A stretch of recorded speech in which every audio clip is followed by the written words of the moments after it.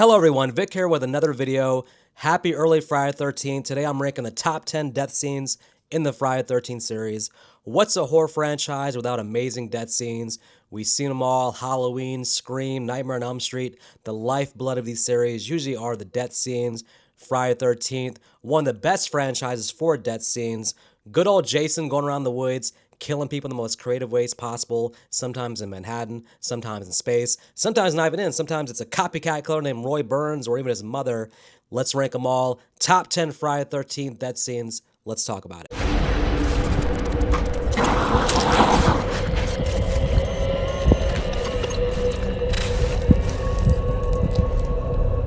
You know, one of my favorite times of the year is Friday 13th, and unfortunately in 2025, we only have one Friday 13th, June 13th coming up. I got my popcorn ready, my Blu-rays, my Jason mask, ready to watch at least 3 or 4 of the movies, some of the best, but let's talk about what Jason does best, the top 10 death scenes, and ironically, number 10 is not even Jason. We're talking the OG, original Friday 13th, 6 degrees of Kevin Bacon getting his throat impaled, the original impaled from behind the tree, underneath the bed, from a missing location. We see this death replicated in so many death scenes, so many horror movies from the 80s, even so many Friday 13th movies would go on to use this scene.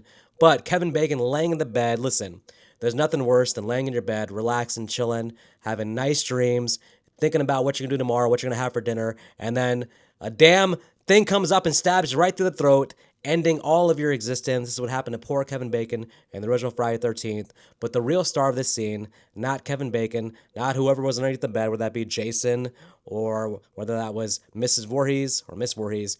The real star of the scene, of course, is Tom Savini, makeup artist, effects artist, the guy behind a lot of the big horror movies in the 80s. You think about, well, actually, Dawn of the Living Dead. I guess Dawn of the Dead was the 70s, but you think of The Prowler, you think of the Night of the Living Dead remake, you think of The Burning, you think of Friday the 13th Part 4. This guy did so many good death scenes in the 80s, but I think this is probably one of his ones he's most known for, the Kevin Bacon death scene. And I do think actually it is Tom Savini underneath the bed in this opening scene. But I think what made this scene stand out so much was the sheer surprise of that happening in the moment. If you're watching the movie for the first time, you know Kevin Bacon's probably a dead man coming up, a dead man sleeping, dead man laying in the bed, but you don't know exactly how it's going to happen. So when that surprise kill comes, it's actually pretty jarring. It's by far the most watched scene of the original movie. When you go back and watch that, or even when you think about the original Friday 13th, the Kevin Bacon death scene is, I think, the scene that stays in your mind. So it's here on the list, number 10. It was done better in future movies, I think, with other scenarios, but this is the OG, the first time I saw this kind of death scene, and I gotta give mad props again to Tom Savini, number 10 on the list. Okay, let's go to number 9, and we're gonna talk about the RV death scene, the James Bond action climax. Big time, all the budget used on this one scene from Jason Lives. Now listen, this was, it's no surprise, no secret that Jason Lives is my favorite Friday the 13th sequel. I think it's probably the overall the best movie in the franchise. It's the one movie in the franchise that if you have to show to a non-Friday the 13th fan, if you have to show them one movie in the series to kind of sell them on Jason, I think you show them Jason Lives. And this scene is a big time standout. You know, in the very opening scene, you kind of with the opening credits, you get this idea that this movie's gonna be more about fun, and you get the sort of the James Bond opening credit sequence, making fun of James Bond. And this RV scene is right out of a damn James Bond movie because you have a damn RV flip explode. Well, let's go back a second. You have, first of all, you have a couple, you have Court driving the RV but not knowing what the hell he's doing because his girlfriend is flying all over the RV thanks to his terrible driving skills. Old Jason hiding in the bathroom, bidding his due time, finally comes out, grabs the girlfriend, brings her in, quick tussle, smashes her face right through the RV door, the nice face imprint scene. Jason comes flying out then, pissed off as ever, walks up on Court, who is actually John Travolta's nephew, fun fact. And then unfortunately for Court, he gets a knife right in the ear.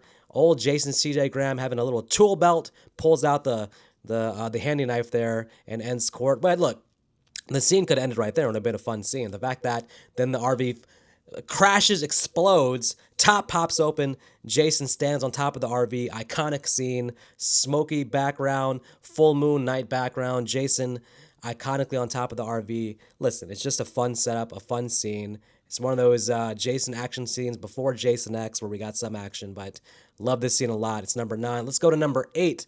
Number 8. Well, this would be the wheelchair paraplegic scene from Friday the 13th Part 2. Now, listen, I remember watching this movie with Nick Arcana, and this scene came up, and it had been a long time since I'd seen the movie, so I didn't know what happened in this scene. You have a point of view shot coming towards the guy sitting in the wheelchair, and I thought it was just his girlfriend playing a joke and sneaking up on him. I didn't think it was actually Jason coming up on him. I don't remember what happened to the character, but for some reason, I just assumed that he was one of the sole survivors at the end. I thought maybe him and Ginny were survivors, but come to find out, machete in the head.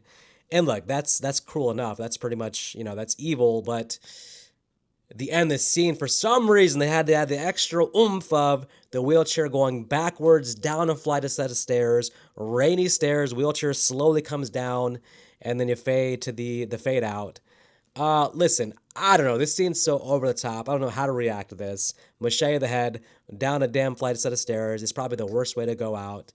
Now, ironically, and I guess if you read the amazing Crystal Lake Memories book, we hear that this is a hard scene to pull off. There's a stuntman in the wheelchair, and when he hits the bottom of those stairs, he almost flew out of the chair and broke his neck, but they were able to stop that from happening. But listen, it's just one of those shocking scenes. Again, when I think of Friday the 13th Part 2, I really think of that scene. Just kind of stands out.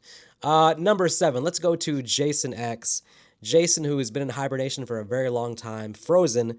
When he does finally awake, he's very pissed off, and the first person he kills, some poor student slash scientist. I hope she's getting extra credit for studying Jason, because Jason's gonna grab her face, stick her face in some kind of liquid device that freezes her damn face, and the Jason just smashes her face against a sink, turning into complete goo.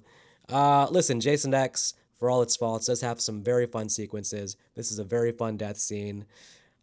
Man, again, the rewatchability on this scene is amazing. Face Larry turns into goo. You got to feel bad for the poor student scientist. Just there, just curious about science, just trying to study Jason, see what's going on there. Had no idea her face would become jello, but thus happens when you're in a Friday the 13th movie. Let's go to number 6. Now, number 6, this one's not about the actual kill itself. This is about the whole setup and the impact and the choice to do this. We're going back to the original Friday the 13th. I know I said that Kevin Bacon's death scene was a standout thing, and for the actual death, there's no question the Kevin Bacon death scene is a standout. But Annie in part 1, our would-be main character, introduced first to the audience, likable as hell, hitchhikes way too damn much, which is gonna, cause her demise, but likable enough. We think she's the main character. Hitchhikes her way almost all the way to Crystal Lake, but gets the wrong damn ride with, unfortunately, Miss Voorhees, who goes in speed down the road. Annie making the choice to jump out the car at top speed, breaks her leg, walks in the woods before a random psycho killer. We don't actually get the reveal yet who this is. This could be Miss Voorhees. This could be Jason, but somebody finds her in the woods, cuts her off, and then slits her throat. Listen, I've said long time ago, I'm beating the drum that I think Annie should have been the main character for the first movie. I think she's more likable than Alice. I actually like the actress. I think she stands out in her couple scenes. Would have loved to seen her make it to Crystal Lake. Fortunately, it wasn't meant to be because, she got in the car and Miss Voorhees must have been like, listen, if this woman just stays quiet, I'll get her to Crystal Lake. She can cook for all the kids. But Annie gets in the car and just starts talking her head off. Listen, I know that worked with the truck driving dude. He was okay with it, but you're talking off Mrs. Voorhees' head. She's finally like, listen, I'm just going to kill this girl, okay? I thought maybe I'd get her to Crystal Lake. She could bake the kids macaroni and cheese, but now she's a dead hitchhiker walking and takes her out. But it's an impactful scene because you don't see it coming. If you watch it for the first time, you think it's the main character, but they pulled old Drew Barrymore and Scream on you. They pulled the Janet Leigh and Psycho on you. Killed the would-be main character in the first 20 minutes. R.I.P. to Annie. We hardly knew you. I would have liked to know you more in terms of you being a longer surviving character in the movie, but it just wasn't meant to be. All right, number 5. Speaking of characters who I thought would survive, Friday the 13th, the final chapter, part 4, the return of Tom Savini, and the curious introduction to the character Rob. Now, Rob is in the woods at Crystal Lake, near Crystal Lake, hunting Jason. After a very short time after the events of part 2, where his sister Sandra was killed, he somehow has a lot of information about Jason, including newspaper clippings showing a picture of Jason. How the hell they got this picture, who took this picture, I don't know. This is a lot of information about Jason a couple days later. which is curious because the other characters in the movie don't seem to know that they're in huge danger. They don't seem to know that Jason's on the loose. They seem to be oblivious about it. But here's Rob, who has all the information, newspaper clippings, know Jason's out here, and he's in the woods hunting him. Now listen, Rob, you get a 10 for your courage. You get an A plus for the effort, the courage here. Your sister died and you're here avenging her. Props to you on that. And because of that, because you form a relationship with Trish, with Tommy, Tommy shows you the mask. There's a would-be romance blossoming between you and Trish. I assumed he'd make it to the end of the movie, but unfortunately, he drops his knife down into the basement. He goes down into the darkness to grab his knife because I guess maybe this is his first knife he got when he was a Boy Scout. Some sentimental value caused him to not be able to leave the knife behind. There's plenty of knives upstairs in the kitchen, Rob. You could just get a damn knife from the kitchen, but you got to get this knife. And Jason, waiting down there, takes advantage, throws you against the wall, and we get the famous, hilarious part of, "He's catline me! He's catline me! Run, Trish, run!" Which, listen, I can't stress enough, this is a dramatic moment. This is supposed to mimic a scene of a true story, basically, of somebody who was being killed in the streets and the neighbors hear him saying they're being killed but don't help them. But Friday 13th is really not the movie to send that kind of, society level, deeper message, deeper theme. All we're seeing is Rob screaming for no reason at all and not even fighting back. Listen, stop screaming at Trish. Stop worrying about him killing you and fight back, Rob. You could have had a chance. You're a big, strong guy. I think maybe you had a chance if you fought back, but instead, you just sit there and take the L. Rob, again, we hardly knew you also. You could have been one of the fine. Listen, they let Paul live in part two. I mean, maybe not Rick in part three, but okay. The bottom line is there was a precedent for having, the male protagonist survive also. But I guess the male protagonist there is Tommy Jarvis. So we really don't need you, Rob, because Tommy's gonna get the job done. It would have been nice to see Rob at the end stand over Jason and say, "That was for Sandra." But unfortunately, he was killed too early. Okay, so we're gonna go to number 4. This one doesn't have much value beyond the actual death scene, and that's the body bag death scene from Friday 13th, Part 7, A New Blood. This is Kane Hodder's favorite kill. It's a lot of our favorite kills. When I was a kid, watched this movie with some friends, my friend's birthday party, we had rented Friday 13th, Part 7. We were blown away by this whole telekinetic woman kicking Jason's ass. But we were also blown away by this body bag death scene. Jason at his most brutal, his most not giving a damn, zips up this poor woman in a body bag and slams it against a tree. Now, as you may know, the MPA was not a fan of the Friday 13th series back in the 80s. So Friday 13th shows up on their desk. They're saying, cut it, trim it, take out all the blood, get rid of it, cut it down to a Disney movie level of gore, cut it down, get rid of all the gore. That was I guess the message, the thing that the MPA wanted to do with all the Friday 13th movies. I guess, supposedly there's uncut editions, uncut footage, things like that, somewhere in the Paramount vault, but we may never see it, or maybe it was lost in some kind of fire. Who knows? But Friday 13th Part 7 was a huge victim of that, according to the director, according to Kane Hodder. So this body bag death scene is a lot more brutal in its original concept, but here we get really one quick hit. When they unset the body bag, I felt like her body probably should have been a little more dismembered than it was because he slammed the shit out of her against a tree. That said, great death scene. They replicated it again in Jason X, but it wasn't as effective the second time. But this first time, man, pissed off Jason. Highlight of New Blood, body bag death scene. All right, let's go to number 3. And again, props to Tom Savini. We're going back to Friday 13th Part 4, the final chapter. Crispin Glover's death scene. Old Jimbo, not going to be typing anything into any kind of computers or getting any feedback from computers anytime soon. In fact, he's not going to be doing anything at all because a damn machete comes to his face. Top speed. Listen, life comes at you fast. 1 minute you're worried where the corkscrew is. Ted, where's the corkscrew? Ted, the corkscrew. 1 second, you're thinking about that. You're thinking about the girl you have upstairs in the bedroom. And the next second, a damn machete hits you in the face. Blood gouging everywhere out of your face. A great visual, a fun visual, a gory visual. Look, Jason in this scene is kind of going all over the place. He just throwing a damn girl out the window. Now he's back here in the kitchen, teleporting all over the place. Unfortunately, Jimbo was the victim of that. But listen, Crispin Glover, fantastic in everything he does. Really, Back to the Future, Willow. You think about this movie, stand down Friday 13th, and this death scene always has stayed on my mind. All right, number 2, another death scene that I think is more about the impact the death scene has versus the actual death scene itself. And this is Alice in Friday 13th Part 2. We saw throughout the 80s, 90s, certain scenarios, The worst being Hostel 2, I feel like, where you bring back the main character from the previous movie and you kill them off at the beginning. We see also, of course, fortunately, Jamie Lee Curtis in Halloween Resurrection, but, in that franchise, she has 11 lives. She'll always come back, even if her character dies off in a new timeline. Friday the 13th Part 2 is still like an original concept. You see Alice at the beginning of this movie, you're like, oh, our survivor from the last movie's back. She beat Miss Voorhees. Now, whatever killer's after in this movie, Alice is going to take him down again, but it's not to be because Alice, after, you know, making the very silly mistake of coming back to Crystal Lake, which, what the hell are you doing, Alice? The whole trope of going back to the original place where the trauma occurred to face the trauma and face your fears and get over it, I've never really seen it work. Maybe it's correct psychologically, but unfortunately, she goes to Crystal Lake and Jason sees her and follows her all the way back to suburbia. And the neighborhood watch nowhere to be found. Nobody's reporting Sackhead Jason walking through the streets of this neighborhood. Jason's gonna prank call her, hang out by her house, and then all it leads to basically Alice in the kitchen, looking for some leftover pizza in the fridge, but instead finding Mrs. Voorhees' head and then ice pick into her face as Jason gets his revenge from the first movie, setting up the franchise as Jason being the killer. And then, of course, Jason, as his first act as the killer of the franchise, says, listen, I can handle anything. Any protagonist comes my way, I can handle it. But if I don't turn off that damn boiling teapot, that stupid teapot noise is too much. Turns off the teapot. We cut the opening credits. Look, I'm not the biggest fan of Alice, so I was okay with this death scene.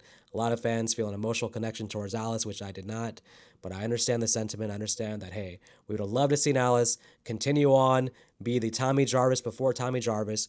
Wasn't meant to be. What was meant to be was an ice pick in her face. But listen, the actress did a great job, of course, in both movies. But this was about Jason getting revenge and a really well laid out opening 15, 20 minutes of Friday the 13th Part 2. Next to the wheelchair scene, I think probably the highlight of the movie. All right, that leaves number one on the list. Number one with the bullet. 12 movies, a body count of over 100. What is the best death scene in the Friday the 13th franchise? No question about it. I'm going with Julius versus Jason from Friday the 13th Part 8. Jason Takes Manhattan. Move over Ali versus Frazier. Move over Tyson versus Holyfield. Move over Freddy versus Jason. Julius versus Jason, the real rumble in the jungle, the real rumble on top of a rooftop. Julius, who, listen, most people when they see Jason, they either piss their pants, they run away, they stand in the corner and just wait to get stabbed. But usually the reaction is not to throw a two-piece combo and go at Jason and go for the TKO knockout. But if you're going to go out, this is probably the best way to go out. Just completely exhausted, having thrown 55 punches to a mask. I do question the logic of punching the mask. You see those bloody knuckles. Also throwing in some body shots. Really being very fundamental with the boxing skills here, Julius. Jason being a good sport, just letting Julius punch the hell out of him, saying, hey, listen, almost like seeming like he respects him. Like, listen, I'm going to let you do your thing. Punch me as much as you can. Knocks him all the way across the roof. You have to think, if Julius doesn't get tired, what happens? He's punching him. He's forcing him across the roof. Now, at a certain point, it would have seemed, in my mind, that Julius, in the middle, that probably had gotten Jason used to like taking the punches, do a quick move where you stop punching and just run around Jason, just very quickly. Before you get too tired, just run around him and then go down the ladder and get off the roof. I mean, there's a chance to still escape Julius. You didn't have to go the full Monty, but he did. Unfortunately, the old rope-a-dope Jason tired him out, and then we got Take Your Best Shot, Mother, and Jason just winds up and knocks his head right off, flying down, trash can, into the trash can, lid closes, TKO. Jason, our new heavyweight champion of the world.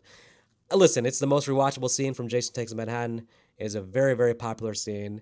I love it. I think that, again, if you have to fight Jason, if you have to get killed by Jason, that's the way to do it. Julius's name will be remembered forever in the lore of Friday the 13th for the night he took on Jason.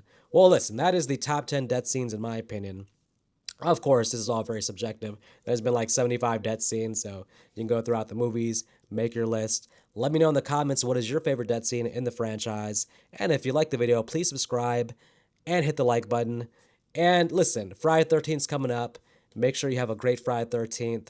Watch whatever movies you can. Part 6, Part 7. Maybe not Part 5 because that's not actually Jason. But if you're a Roy Burns fan, then do your thing. Until next time, you guys take care.